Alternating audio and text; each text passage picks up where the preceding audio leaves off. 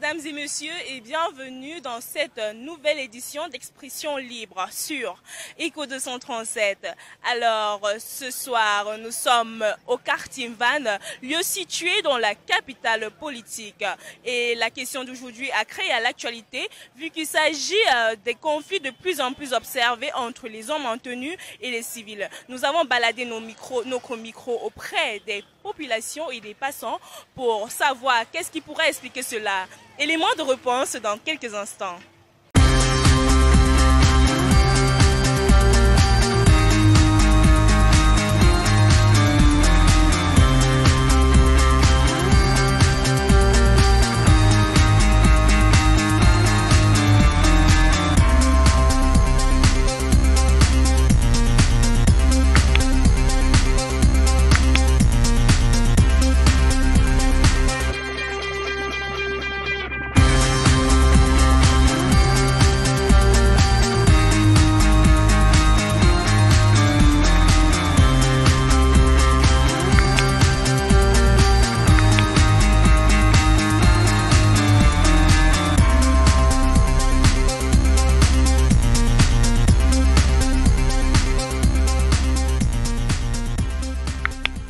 Selon vous, qu'est-ce qui pourrait expliquer les conflits qui sont de plus en plus observés entre les civils et les hommes en tenue ces temps-ci?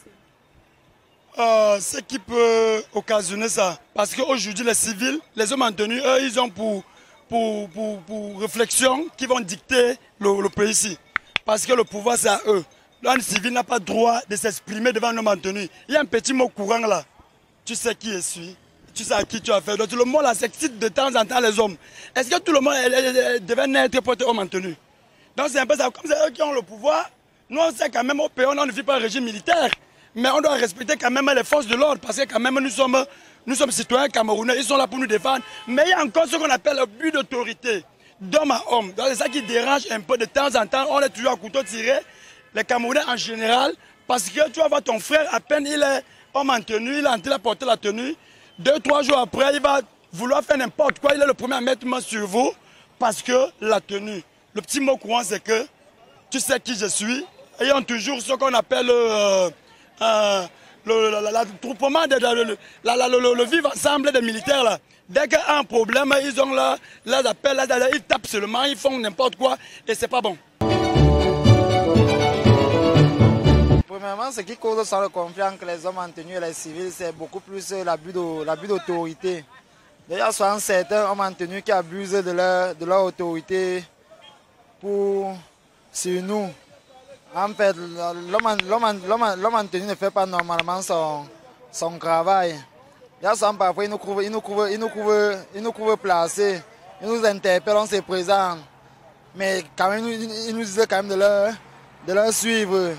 Arrivé là-bas, ils nous gardent, ils nous retiennent plus de 24 heures, voire même d'autres gens 2 jours. Parfois, il y a d'autres enfants même qui se battent même en route à chercher leur pain quotidien. Et par exemple des bouetiers un peu partout là. Donc, arrive même au niveau de ramasser les bouettes des enfants. L'incivisme a déjà atteint un niveau au Cameroun où actuellement nous ne pouvons pas imaginer, on ne sait pas comment on peut régler cette situation. C'est le policier en fait qui était le garant de la sécurité au Cameroun. Mais ils se sont transformés parce que parmi eux il y a toujours les brebis galeuses. D'autres font effectivement leur travail, mais certains sont à la recherche de l'argent. C'est ça qui nous énerve tellement. Parce que quand nous revoyons la situation où un chauffeur décide de marcher sur un policier, ça veut donc dire qu'il est à bout des nerfs.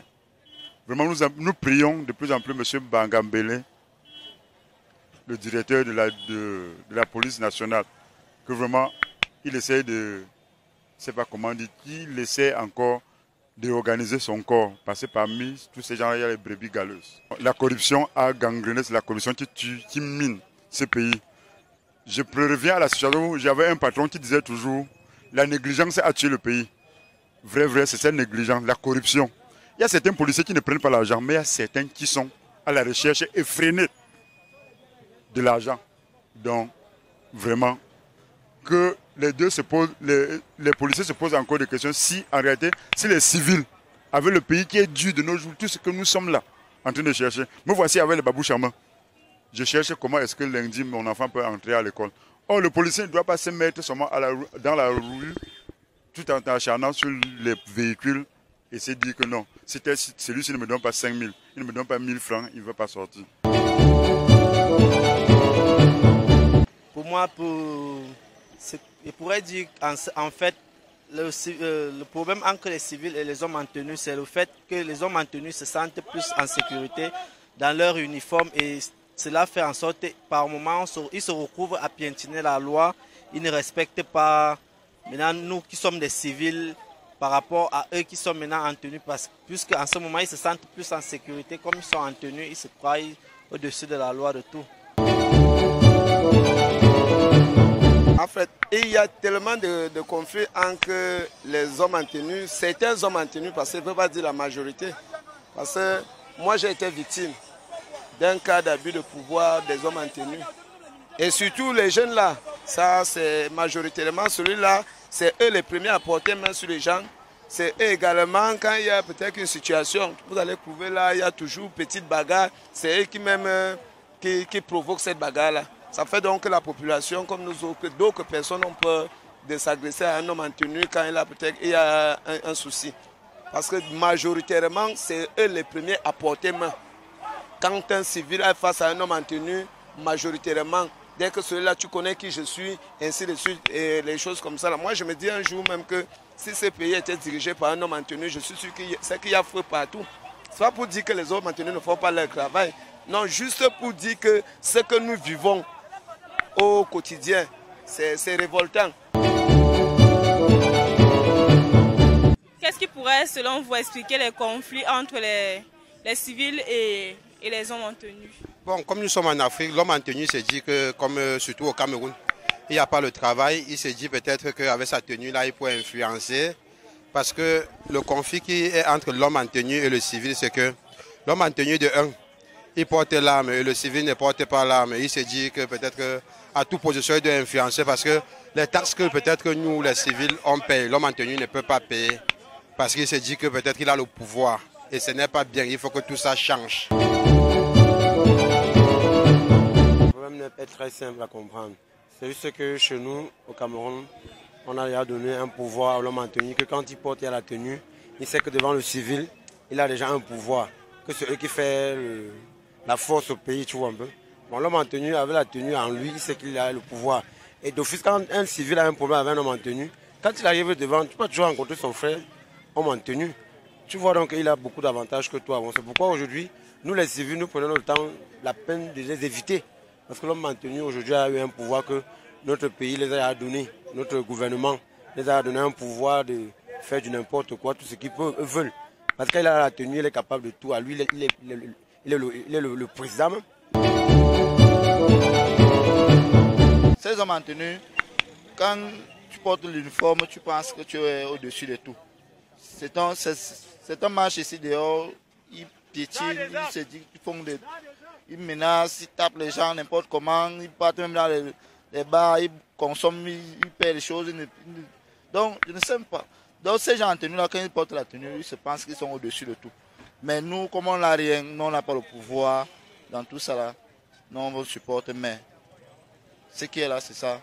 Ces hommes en tenue là, quand on les met l'uniforme, ils piétinent le bas peuple. Il y a les civils véreux, les hommes en tenue véreux. C'est-à-dire que quand un homme en tenue se met au milieu de la route pour interpeller un civil, ce n'est pas normal. On leur demande de se mettre à côté et interpeller. Il y a des usagers qui se trouvent d'abord, qui ont des problèmes, qui ont des fautes, que les voitures ne sont pas conformes. Et quand l'homme en tenue interpelle, ils font ce sur l'homme en tenue. Donc il a je peux expliquer comment. Manger d'abord. Ils ne sont pas très sérieux, quoi.